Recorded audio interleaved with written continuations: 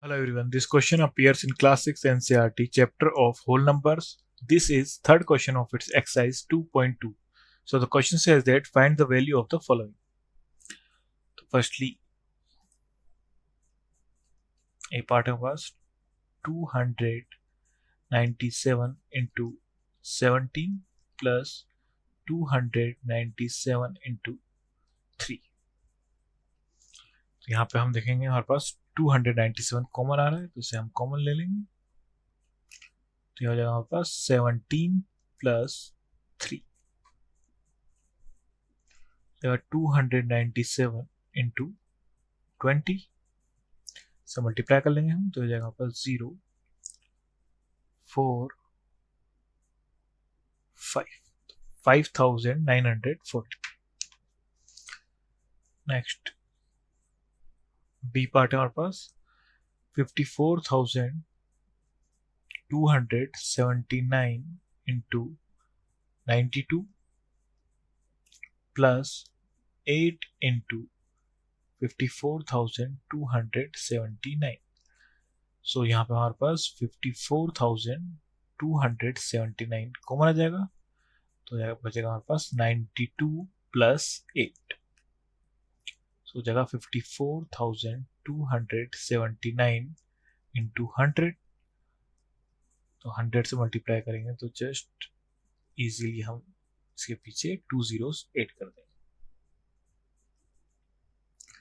Next है 81,265 into 169 minus 81,265 into 69। तो हम देखेंगे हमारे पास 81,265 कॉमन आ जाएगा, तो हो जाएगा 169 माइनस 69, तो ये हो जाएगा हमारे पास 265 इंटू 100 एंड 100 से multiplication is too easier, just add 2 0। 3,845 into 5 into 782 plus 769 into 25 into 218।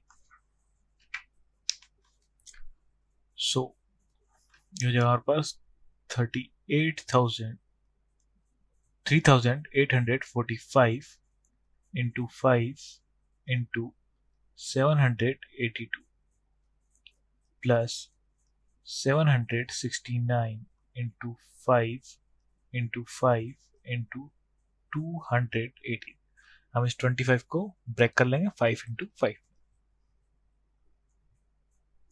So 3,845 into 5 into 782 plus 769 into 5, इनका प्रोडक्ट हो जाएगा हमारे पास 308,045 into 5 into 280।